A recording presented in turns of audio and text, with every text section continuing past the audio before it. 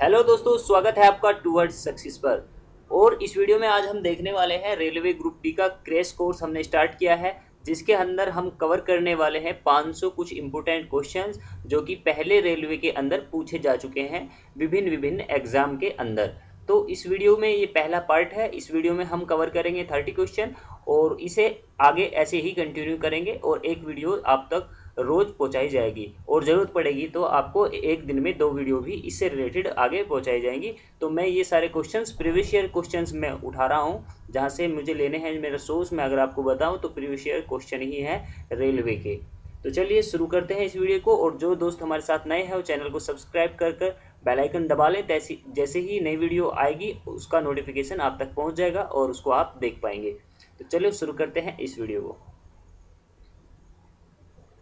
देखो, सबसे पहला क्वेश्चन है कि सिराओं द्वारा कौन सा रक्त प्रवाहित होता है? तो ये होता है अशुद्ध। और साथ के साथ हम कुछ फैक्ट्स भी देखेंगे जिससे आपके जो क्वेश्चंस हैं, क्वेश्चंस का नंबर है वो बढ़ जाएगा। जैसे अभी हम इसमें 30 क्वेश्चन देखेंगे और मैं आपको इसके साथ में कुछ हर एक क्वेश्चन के अंदर 1-2 फैक्ट आपको उससे रिलेटेड बताऊंगा, तो ये नंबर कहीं ना कहीं जस्ट डबल और ट्रिपल भी हो सकता है। जैसे अगर हम बात करें सिराएं कौन सा रक्त प्रवाहित करती हैं, इनमें होता है अशुद्ध रक्त। इनका क्या काम होता है सिराओं का? ये आपकी बॉडी जो होती है, बॉडी से दिल यानी कि हार्ट तक ये आपका खून को ट्रांसफ़र करती हैं, ब्लड को ट्रांसफ़र करती हैं और हार्ट उसके बाद में शुद्ध करने के बाद में ब्लड को आपकी बॉडी के पार्ट तक भेजता है। और वो किसकी हेल्प से होता है? वो होता है धमनियों की हेल्प से। यानी कि जो सिराओं में जो रक्त प्रवाहित होता है वो अशुद्ध होता है और सिराएं ब्लड को बॉडी के पार्ट से हार्ट तक ले जाती हैं और धमनियों के अंदर जो होता है उसके बाद हार्ट जो है उसको रक्त को शुद्ध करके आपकी बॉडी को वापस ट्रांसफ़र करता है और वो होता है धमनियों की वजह से। तो नेक्स्ट क्वेश्चन देखते हैं, कौन से विटामिन जल में घुलनशील होते हैं?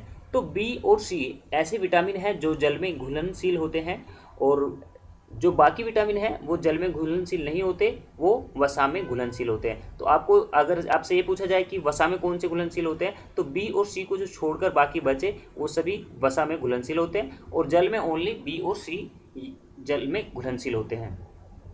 और विटामिन जो बी होता है, इसकी वजह से इसकी अगर कमी हो जाती है बॉडी के अंदर तो बेरी रोग हो जाता है और विटामिन सी की कमी से स्कर्वी रोग हो जाता है। और सोर्स की अगर हम बात करें, ये ग्रीन जो वेजिटेबल्स होती हैं ये विटामिन बी का सोर्स होती हैं। और आपके जो विटामिन बी के कई सारे टाइप हैं तो आप उनको अलग अलग पढ़ेंगे तो ज़्यादा बेहतर रहेगा।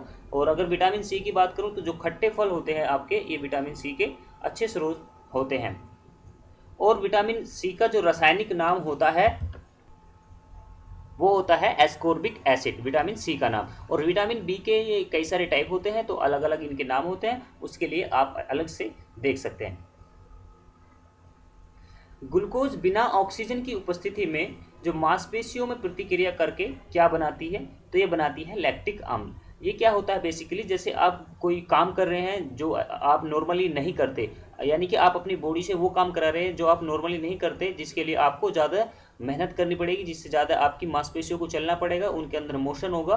तो उसके अंदर क्या होता है कि जब आपकी बॉडी के अंदर ऑक्सीजन की कमी होने लगती है तो आप तेज़ तेज़ सांस लेने लगते हैं। जैसे आप रेस लगाते हैं या आप दौड़ लगाते हैं तो उस दौरान आप देखते होंगे जैसे जैसे आप स्पीड बढ़ाते हैं उसी तरीके से आपकी जो सांसें होती हैं वो तेज़ होने स्टार्ट हो जाती हैं, क्योंकि आपकी बॉडी के अंदर जो प्रॉपर है ऑक्सीजन वो नहीं पहुंच पाती जिस हिसाब से आपकी जो मांसपेशियां हैं वो वर्क कर रही हैं। तो इस तरीके से आपको महसूस होती है ऑक्सीजन की कमी और वो क्या बनाने लगती है? Lactic acid. और उसके बाद आपको बॉडी के अंदर लैक्टिक एसिड बन जाता है, लैक्टिक अम्ल बन जाता है, जिसकी वजह से आपकी बॉडी में थकान महसूस होने लगती है।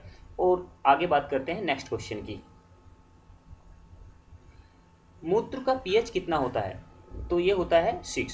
तो आपको बहुत सारे पीएच याद रखने होंगे। जैसे वाटर का पीएच होता है 7 और ये 7 किसी भी चीज़ का अगर पीएच 7 होता है तो उसे हम कहते हैं न्यूट्रल, यानी कि ना तो वो एसिडिक होता है और ना ही वो बेसिक होता है। पीएच वैल्यू में आपको पता होगा कि 7 के अबव अगर हम बात करते हैं तो वो बेसिक नेचर हो जाता है और 7 से बिलो अगर हम बात करते हैं तो वो एसिडिक नेचर में आते हैं। और आपको मैं बता दूं कि जैसे आप वॉशरूम जाते हैं, जब आप टॉयलेट करते हैं उसके कुछ देर बाद जो वो तीक्ष्ण गंध आने लगती है वो किस वजह से होता है? तो ये मूत्र के अंदर होता है अमोनिया, वो कुछ समय बाद एयर से रिएक्शन करके अमोनिया में बनना स्टार्ट हो जाता है, यूरिया से अमोनिया बनना स्टार्ट हो जाता है। तो उसकी वजह से वो अमोनिया की टाइप की जो स्मेल आती है वो मूत्र में अमोनिया का कन्वर्जन होने से आती है। अब आगे देखेंगे पौधों के लिए सबसे अच्छा उर्वरक है वो कौन सा होता है। ये होता है कंपोस्ट। कंपोस्ट में बेसिकली क्या होता है, जो सड़े गले चीज़ें होती हैं, जैसे अगर हम बात करें जैसे आपके जानवर हो गए, वो मरने के बाद में जो उनकी हड्डियां होती हैं वो गल जाती हैं, उस तरीके की जो खाद होते हैं, अपशिष्ट जो होते हैं वो सड़ जाते हैं, गल जाते हैं, उस तरीके का जो खाद होता है उसे बोलते हैं हम कंपोस्ट, और वो पौधों के लिए सबसे अच्छा उर्वरक माना जाता है। गैसोलीन को किसके साथ मिश्रण करके गैसोहोल बनाया जाता है। तो गैसोलीन को हम इथाइल अल्कोहल के साथ मिक्सर करके गैसोहोल बनाते हैं, ये आप याद रखेंगे। सोने का जो शुद्ध रूप होता है वो कितने कैरेट का होता है। तो आप सभी ने सुना होगा जब हम सोना खरीदते हैं तो उसके अंदर हम बात करते हैं 24 कैरेट की। तो 24 कैरेट की जब हम बात करते हैं तो ये होता है 100% प्योर गोल्ड। अगर हम बात करें 18 कैरेट, तो 18 कैरेट की आपसे अगर पूछा जाए कि 18 कैरेट के अंदर कितने परसेंट गोल्ड होता है, तो 75% गोल्ड होता है 18 कैरेट के अंदर, और बाकी कोई दूसरी मेटल उसके अंदर मिला दी जाती है। शरीर के ताप का नियंत्रण किसके द्वारा होता है। तो ये हाइपोथैलेमस के द्वारा शरीर के ताप का नियंत्रण होता है। ये हाइपोथैलेमस जो होता है ये आपके माइंड में सेट होता है। ये एक जो है सुपर मास्टर ग्लैंड होता है, इसको हम कहते हैं सुपर मास्टर ग्लैंड, और ये सारे हमारे जो ग्लैंड होते हैं उनको रेगुलेट करता है, उनको डायरेक्शन देता है, और शरीर का ताप नियंत्रण करने में भी हेल्प करता है। इसके साथ साथ आपकी भूख, प्यास और जो गुस्सा, घृणा होते हैं, ये सारी चीज़ें भी हाइपोथैलेमस ही हमारे शरीर को कंट्रोल करता है। कशेरुक दंड में कितनी हड्डियां पाई जाती हैं। तो कशेरुक में 33 हड्डियां होती हैं, और अगर हम इसके साथ में देखें जो मस्तिष्क हमारा होता है, सर की अगर हम बात करें, हेड की हम बात कर रहे हैं, तो उसके अंदर होती हैं 29 हड्डियां, 29 अस्थियां। और अगर हम कान की बात करें, एक सिंगल कान में होती है हमारे में 3 हड्डियां, और दोनों की बात करें तो दोनों में हो जाती हैं 6 हड्डियां, यानी कि दोनों कानों के अंदर 6 हड्डियां होती हैं, जो कि बहुत ही इंपॉर्टेंट क्वेश्चन है आपके लिए। सूत्रकणिका को अन्य किस नाम से जाना जाता है। तो सूत्रकणिका को हम जानते हैं माइटोकॉन्ड्रिया के नाम से, और माइटोकॉन्ड्रिया को हम कहते हैं पावर हाउस। सेल का पावर हाउस भी कहते हैं। कोशिका का एनर्जी जो स्रोत होता है वो जहाँ पर स्टोर होती है उसे कहते हैं माइटोकॉन्ड्रिया। और एक क्वेश्चन पूछ लिया जाता है कि आरएनए जो है वो कहाँ पर पाया जाता है। तो आरएनए माइटोकॉन्ड्रिया के अंदर पाया जाता है। लौंग किसके द्वारा प्राप्त होती है। तो लौंग जो होती है, लौंग मतलब एक्चुअली में ये पूछना चाहते हैं कि इस क्वेश्चन के अंदर जो लौंग होती है वो पौधे का या फूल से प्राप्त होती है या तने से प्राप्त होती है, इस तरीके से आपसे पूछना चाह रहे हैं। तो ये पुष्प जो कली होती है उसी से ये लौंग बनती है, हमारी जो मसालों में यूज की जाती है। मनुष्य में लाल रुधिर कणिकाओं को जो जीवन काल होता है वो कितना होता है। तो आरबीसी की बात हो रही है। लाल रुधिर कणिकाओं के का जो जीवन काल होता है वो 120 दिन होता है। और अगर हम WBC वाइट ब्लड सेल की बात करें, श्वेत रुधिर कणिकाओं की अगर हम बात करें, तो उनका जीवन काल 3 से 4 दिन होता है। कृत्रिम गुर्दा किस सिद्धांत पर कार्य करता है। यानी कि आपने सुना होगा कि आज के टाइम में जो बायोलॉजी है, जो साइंस है, वो इतने एडवांस हो चुका है कि हम गुर्दा भी ट्रांसफ़र कर सकते हैं, हार्ट भी प्लांट ट्रांसफ़र कर सकते हैं एक दूसरे के अंदर। तो गुर्दे का जो सिद्धांत है वो अपोहन, इंग्लिश में बात करें तो डायलिसिस के जो सिद्धांत है उस पर ये कार्य करता है, अपोहन पर। या फिर आपसे पूछा जाए कि अपोहन किससे संबंधित है, डायलिसिस किससे संबंधित है, तो ये क्रियाएं जो संबंधित होती हैं ये किडनी और गुर्दे से संबंधित होती हैं। बच्चों के दूध पीते समय स्तनों में दूध का जो निष्कासन होता है वो किसकी मदद से होता है। तो ये होता है ऑक्सीटोसिन। ये एक हार्मोन होता है बॉडी के अंदर, जो लेडीज होती हैं उनकी बॉडी में ऑक्सीटोसिन हार्मोन बनता है, जिसकी वजह से जो दूध है वो स्तन में आता है, जिससे बच्चे पीते हैं। और ऑक्सीटोसिन जो है हम कृत्रिम रूप से भी बनाते हैं, जैसा कि अभी आपने करंट में पढ़ा होगा कुछ दिन पहले, ऑक्सीटोसिन को बैन कर दिया गया था, लेकिन फिर से ऑक्सीटोसिन को जो बैन है वो हटा दिया गया है। और ऑक्सीटोसिन का जो हम इस्तेमाल करते हैं अपनी डेली लाइफ में, अगर आपने कभी भैंस पाली है तो उसको हम, या गाय पाली है, उसको इंजेक्शन लगाकर दूध को उतारा जाता है, ऑक्सीटोसिन का वो इंजेक्शन होता है।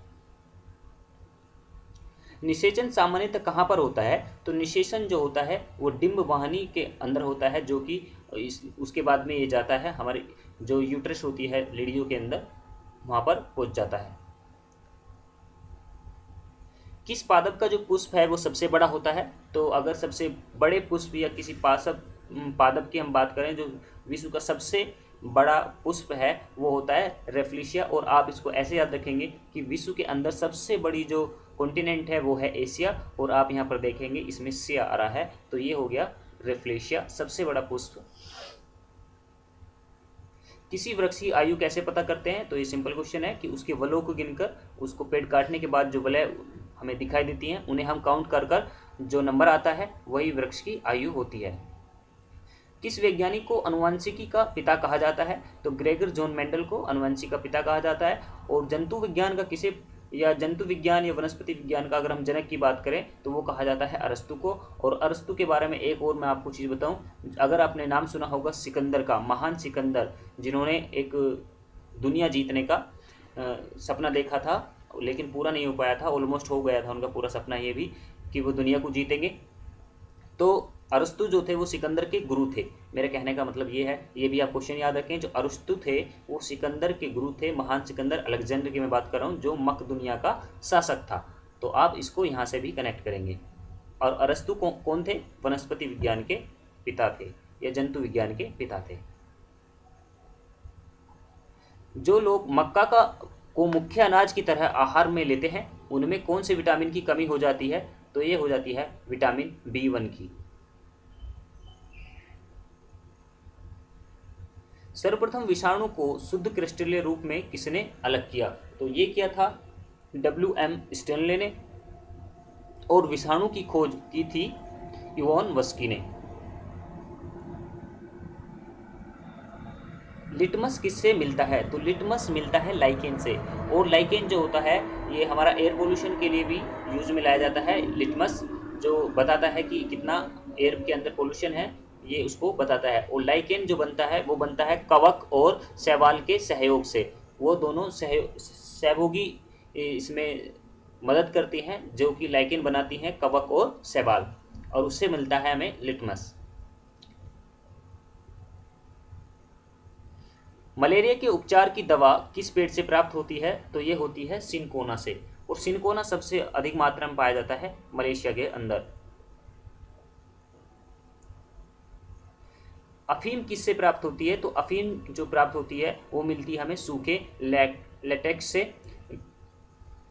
मवेशियों के में जो बांझपन का रोग होता है वो किस कारण से होता है? बांझपन मतलब वो बच्चे देना बंद कर देते हैं मवेशिया, उनके जो बच्चे हैं वो रिप्रोडक्शन बंद हो जाता है, तो उस तरीके को हम कहते हैं बैंग रोग।